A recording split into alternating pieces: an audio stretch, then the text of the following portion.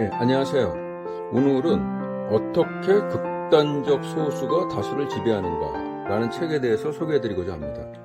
이 한국 제목이 너무 복잡한 감이 있는데 오히려 영어 제목이 더 간단한 것 같습니다. 영어 제목은 Tyranny of the Minority, 즉 소수에 의한 폭정이라고 하겠습니다. 이 책은 이제 하버드대의 스티븐 레비츠키와 그 다음에 다니엘 지블렛, 그 두 분이 지은 저술한 책인데 2021년 1월 6일 그 선거 패배에 불복한 트럼프 지지자들이 국회의사당을 습격한 사건을 계기로 해서 왜 미국에서 이러한 그 민주주의를 후퇴시키는 일이 일어났는가를 분석하고 거기에 대한 해결책을 모색하고 있습니다. 총 이제 8개 챕터로 이루어져 있고요. 처음에 이제 들어가면에 보면은 그렇게 나오고 있습니다. 2021년 1월 6일 미국인들은 상상조차 힘든 장면을 목격했다. 그것은 미국 대통령이 나서서 부추긴 폭동이었다. 이로써 4년에 걸친, 공화당이 다스렸던 4년이죠. 4년에 걸친 민주주의 퇴보가 쿠데타 미수로 정점을 찍었다. 그 광경을 지켜봤던 많은 미국인은 다른 나라 국민들이 그들의 민주주의가 무너지는 장면을 목격했을 때 느꼈던 공포와 혼란, 분노의 감정을 똑같이 느꼈다. 자, 이렇게 얘기하고 있습니다. 현재 미국에서 이제 그 정착을 시도하고 있었던 것은 이제 다인종 민주주의라고 합니다. 그런데 세계에서 그러한 민주주의를 리드해 가던 미국에서 이러한 민주주의 퇴보가 일어나는 원인 중 하나로 투표에 대한 접근성에 대한 불평등을 지적하고 있습니다. 여기 보면은 투표에 대한 접근은 여전히 불평등한 모습으로 남아있다. 예를 들어서 2018년에 미국 공공종교조사연구소가 실시한 설문조사 결과에 따르면 아프리카계 미국인과 라틴계 미국인의 경우 그들이 소지한 신분증이 투표에 유효하지 않다는 말은 백인 미국인보다 3배 더 많이 들었고, 또한 그들의 이름이 유권자 명부에 없다는 말은 2배 더 많이 들었다. 그래서 일단 그 백인이 아닌 기타 유색인들이 투표에 참여하는 접근성 자체가 굉장히 불평등하다라고 지적을 하고 있습니다. 미국은 아직 진정한 다인종 민주주의 사회는 아니지만은 그렇게 되어가는 과정에 있었다라고 얘기하고 있고요. 거대한 이민 물결이 기독교를 믿는 백인이 지배한 미국 사회를 다인종 사회로 바꿔놨다. 동시에 백인이 아닌 미국인의 정치적, 경제적, 법률적, 문화적 위상이 높아지면서 오랫동안 이어져온 인종적 수직체계가 도전을 받고 있으며 점 평등한 형태로 나아가고 있다. 하지만 새로운 민주주의 실험이 뿌리를 내리기 시작할 무렵 전제주의 역풍이 거세게 몰아치면서 미국 사회의 근간을 흔들어놨다. 전 세계 동맹국들은 과연 미국의 민주주의 미래가 남아있을지 우려했다라고 하고 있습니다. 우리는 프랑스에서 스페인, 우크라이나, 러시아, 필리핀, 페루, 베네수엘라에 이르기까지 전 세계에 걸쳐 선거제도를 무너뜨려는 폭동과 시도를 연구해왔다. 그러나 이러한 사례를 미국에서 보게 될 것이라고는 예상하지 못했다. 나아가 미국의 양당 중 하나가 21세기의 민주주의로부터 등을 돌릴 것이라고는 상상조차 하지 못했다라고 하고 있습니다. 그렇지만 이제 미국이 그런 나라들과 달랐던 점에 대해서 두 가지를 설명하고 있습니다. 하지만 미국은 두 가지 점에서 달랐다. 첫째, 미국은 사회적 다양성 증가에 대해 뚜렷하게 전제적인 방식으로 대응했다는 것이다. 서유럽에서는 보기 드물게 미국에서는 외국인 혐오 정서와 반체제 정당들이 우리가 목격했듯이 뚜렷하게 반민주주의적인 형태로 모습을 드러냈다. 물론 서유럽 지역의 극우 정당들 역시 인종적 차별주의와 외국인 혐오, 소수 집단의 권리에 대한 억압, 심지어 러시아 대통령 블라디미르 푸틴에 대한 동조 등 다양한 사회적 우려를 야기하고 있다. 그래도 아직까지 대부분의 민주주의 규칙을 따르면서 선거 결과를 받아들이고 정치적 폭력을 자제했다는 것이고요. 둘째는 이러한 유럽의 극단주의 세력이 유럽에서는 야당에 머물러 있거나 때로 연립정부에 참여한 정도였던 것에 반해 미국에서는 실제로 국가 권력을 차지했다는 것을 차이점으로 지적하고 있습니다. 그러면 이러한 유럽과 다른 차이점을 가능하게 했던 원인에 대해서 미국의 헌법상의 문제점을 지적하고 있습니다. 미국의 헌법에 대해서는 그렇게 얘기하고 있습니다. 미국의 성문헌법은 세계에서 가장 오래되었다. 정치 기술가들의 탁월한 작품인 미국 헌법은 안정과 번영의 근간이 되었다. 그리고 2세기 넘게 그 대통령들의 힘을 성공적으로 견제했다. 하지만 이러한 헌법에 내재된 결함이 오늘날 민주주의를 위험에 빠뜨리고 말았다. 라고 미국 헌법상의 어떤 문제점을 얘기하고 있고요. 그 문제점은 무언가 하면은 그 미국에서 정치적 소수는 민주주의 이전 시대에 만들어진 이러한 헌법 덕분에 다수를 계속해서 이길 수 있었다. 또 소수를 보호하기 위한 제도가 소수의 지배를 위한 도구로 바뀌었다. 그리고 그 도구가 극단주의자나 민주주의에 반대하는 소수의 손에 들어갈 때 특히 위험하다라고 얘기하고 있습니다. 그러면은 이런 미국의 제도가 미국의 민주주의를 구원하지 못했다라는 게 사실이고, 이제 미국은 스스로 민주주의를 살려야 된다라고 하면서 그 1장부터 좀 더 구체적인 원인 분석과 그에 대한 해결을 모색하고 있습니다. 1장에 처음에 나오는 것은 이제 패배에 대한 두려움입니다. 처음에 나오는 것은 1983년 10월 30일에 있었던 아르헨티나의 선거 상황을 소개하고 있습니다. 당시 이제 아르헨티나는 노동계급 정당인 이제 페론당 압도적인 지지를 받고 있었죠. 근데 이제 1983년 선거에서 패하게 되는 상황이 됩니다. 그 원인은 아르헨티나의 노동계층 정당인 페론당은 그렇게 자유선거에서 처음으로 패하고 말았다. 아르헨티나는 이미 많이 달라져 있었다. 페로는 죽었고 산업이 쇠퇴하면서 수십만 개에 달하는 블루칼라 일자리가 사라졌다. 그리고 이로 인해 페론당을 지지했던 노동계층 기반이 무너졌다. 동시에 젊은 중산층 유권자들은 페론당의 원래 정치인들을 신뢰하지 않았다. 뭐 이런 원인들 때문에 이제 페론당이 참패를 하게 되죠. 하지만은 문제는 그 이후에 이제 극복 방안입니다. 극복 방안에 대해서 그렇게 얘기하고 있습니다. 선거가 끝나자 페론당 인사들은 당의 미래를 놓고 내부적으로 열띤 토론을 벌였다. 그리고 반동적인 사고를 지닌 많은 인물을 축출하면서 중산층 유권자들 사이에서 정당 이미지를 쇄신하고자 했다. 이후 페론당은 다음 2번 대선에서 압도적인 승리를 거뒀다. 라고 얘기하고 있습니다. 자, 이 이야기는 민주주의가 어떻게 작동되는지를 잘 보여준다. 이와 관련해서 정치학자 아담 샤브르스키는 이러한 인상적인 말을 남겼다. 민주주의는 정당의 선거에서 패배하는 시스템이다. 패배는 가슴 아프지만 민주주의 안에서는 필연적으로 일어나는 사건이다. 그리고 패배에 직면한 정당은 페론당처럼 해야 한다.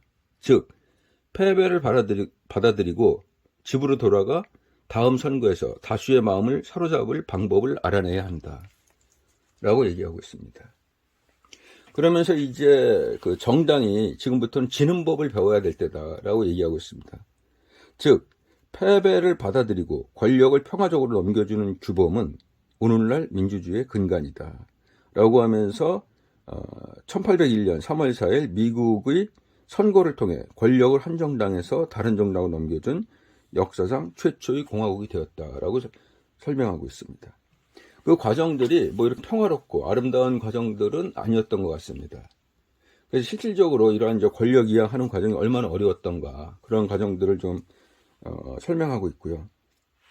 이러한 권력 이양은 새로운 공화국의 생존에 대단히 중요한 사건이었다. 그러나 그것은 피할 수 있는 일도 그리고 쉬운 일도 아니었다. 라고 하면서 이후에 이제 그 미국에서 일어났던 그 다양한 정당들의 이해, 집산적인 그런 상황들을 설명해주고 있습니다. 두 번째는 그겁니다. 정당이 패배를 받아들이지 못하게 만드는 두 번째 조건은 권력 이양이 재앙으로 이어지지 않을 것이라는 믿음이다. 즉, 정권이 바뀌었다고 해서 생계가 어려워지진 않을 것이며 권력을 넘겨주는 정당과 그 지지자가 가장 중요하게 여기는 원칙이 위협받지 않을 것이라는 믿음이 필요하다. 선거는 종종 많은 것이 걸린 전쟁처럼 보인다. 그러나 너무 많은 것이 걸린 전쟁에서 모든 것을 잃어버릴 수도 있다고 두려워할 때 정당은 어떻게든 권력을 넘기려 하지 않을 것이다. 다시 말해 패배에 대한 지나친 두려움은 정당이 민주주의에 등을 돌리게 만든다. 라고 얘기하고 있습니다.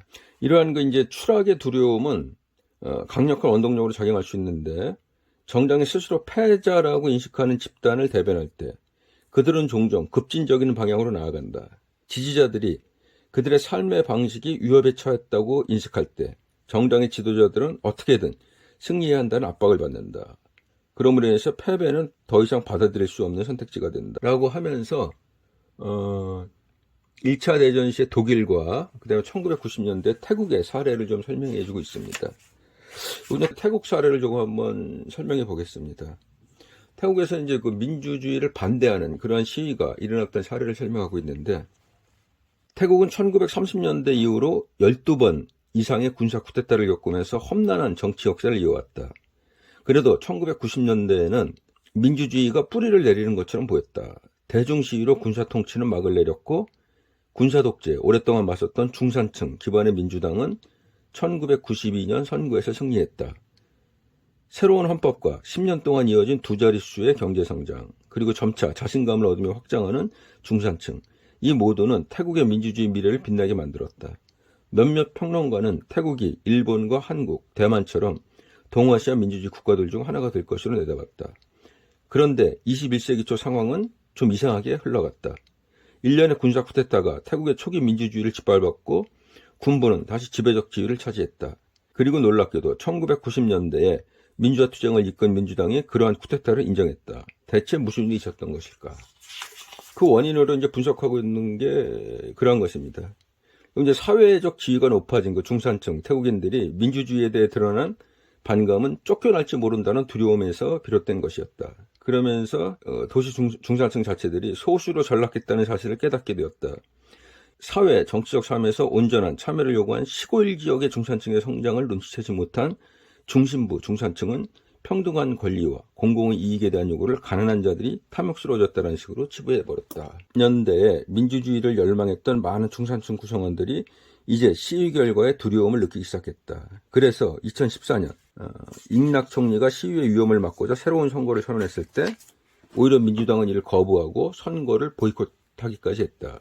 그래서 한때 쿠데타와 왕족의 절대 권력에 격렬하게 저항했던 민주당은 2014년 쿠데타를 암묵적으로 지지했고, 이후에 군부가 이끄는 행정부에 합류했다. 민주당은 민주주의의 등을 돌려버렸다는 것이다 라고 설명하고 있습니다. 이 편, 독재의 평범성에서는 이러한 극렬한 시위 외에도 어떻게 합법적으로 독재가 진행되는가, 그 과정에서 이른바 충직한 민주주의자들이 지켜야 되는 원칙을 설명하고 있습니다. 민주주의의 헌신적인 정치인들 혹은 정치학자 후안 린츠가 충직한 민주주의자라고 부르는 사람들은 언제나 세 가지 기본 행동을 실천에 옮겨야 한다. 첫째, 승패를 떠나 자유롭고 공정한 선거의 결과를 존중해야 한다. 이 말은 패배를 일관적이고 명확하게 받아들여야 한다는 뜻이다. 둘째, 민주주의자는 정치적 목적을 달성하기 위한 수단으로 폭력 혹은 폭력을 쓰겠다는 위협을 사용하는 전략을 분명히 거부해야 된다.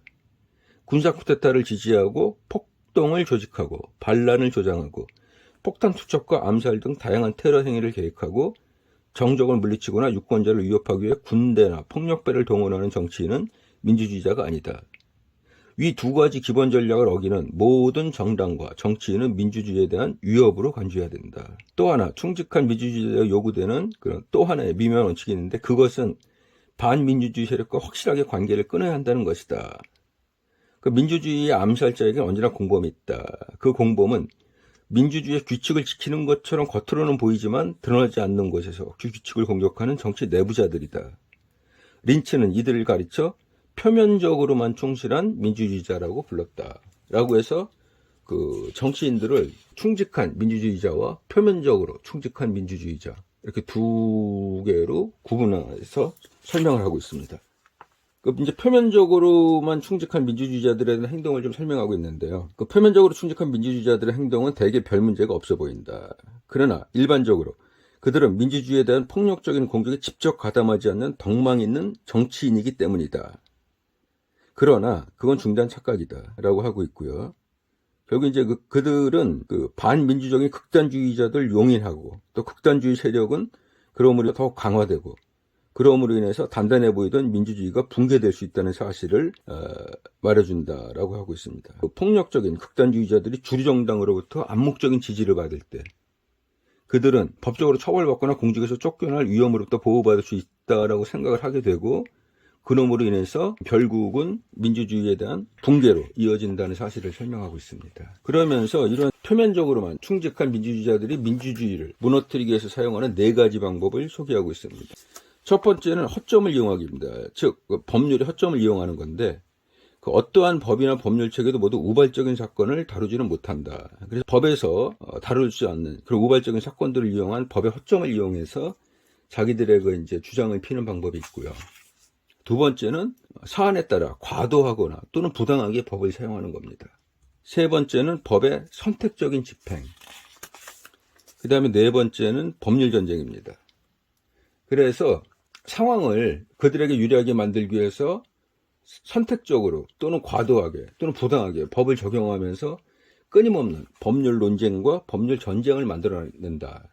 정적을 겨냥한 새로운 법을 만들거나 이러한 법을 가지고 계속 법률 전쟁을 한다. 극단주의자들을 지지하는 그런 분위기를 만들고 그로 인해서 민주주의가 허물어지게 된다라고 얘기하고 있습니다. 3장 이 땅에서 벌어진 일에서는 미국이 이제 건국 이후 민주주의 역사를 쭉 설명해주고 있습니다. 그러한 과정들을 통해서 미국의 민주주의 체계가 어떻게 이루어져 왔는가. 그러나 그 부분들이 또 얼마나 허점이 많았고 모순이 있었나 하는 부분들을 설명해주고 있습니다. 4장 공화당은 왜 민주주의를 저버렸나. 5장 족쇄를 찬 다수 등을 통해서 당초에 미국의 이제 남부 백인 농장주를 주요 지지층으로 가지고 있던 민주당과 북부의 노동자 계층이 주요 지지층이었던 공화당이 어떻게 그 지지층이 점차 바뀌면서 공화당이 그 백인 기독교 중심의 정당으로 바뀌는 상황을 이후 7장에서는 표준 이하의 민주주의 미국이라고 해가지고 미국의 현재 민주주의에 대한 비판과 그 대응 방법 중 하나로 선거인단 제도 및 미국 헌법의 문제점에 대한 개헌을 주장하고 있습니다. 미국은 예외적인 국가다. 이제 다른 어떤 민주주의 국가보다 소수의 지배에 더 취약한 상태로 남아있다. 그렇다면 다른 민주주의 국가들은 어떻게 미국을 앞질러 나갈 수 있었을까? 노르웨이 같은 사례를 들고 있는데 노르웨이 같은 경우는 미국보다 훨씬 민주적인 시스템으로 진화할 수 있었고 그 분명한 대답은 노르웨이의 헌법 수정이 훨씬 더 쉽기 때문이다. 그래서 노르웨이는 상대적으로 유연한 헌법 덕분에 공식적인 문헌을 현대적인 상태로 업데이트할 수 있었다라고 얘기하고 있습니다. 그러면서 미국의 헌법은 민주주의 세상에서 가장 수정이 힘든 헌법이다 라고 해서 미국 헌법 수정의 어려움을 좀 얘기하고 있습니다. 이제 그 지나치게 반다수결적인 미국의 헌법은 단지 역사적 호기심의 대상만이 아니다. 미국 헌법은 전제적인 당파적 소수를 보호하고 그들에게 힘을 실어줌으로써 국가의 민주주의를 위험에 빠뜨리고 있다. 그래서 미국 헌법 개정의 필요성을 설명하고 있고요. 그래서 이제 8장 민주주의를 민주화하기 위해서는 어떻게 해서 해소할 수 있을까라는 얘기들을 설명하고 있습니다. 오늘날 미국은 마찬가지로 야심찬 또 다른 실험을 추진하고 있다. 그것은 거대한 다인종 민주주의 사회를 건설하는 일이다. 그리고 다시 한번 세상이 지켜보고 있다.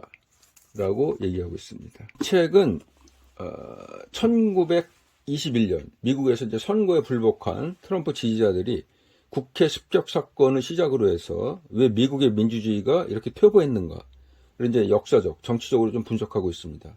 그러면서 민주주의자들이 기본적으로 지켜야 될 세 가지 원칙을 강조하고 있는데요.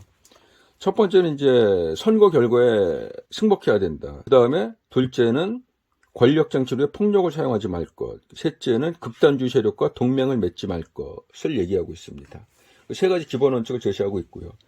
또 한편으로는 표면적으로만 충직한 민주주의자들이 법의 허점을 활용한 계속 이제 법적 논쟁, 그로 인해서 법률 전쟁을 일으키고 그러면서 극단주의자들에 대한 모호한 태도로 어떻게 극단주의자들을 은밀하게 이용하고 있는가.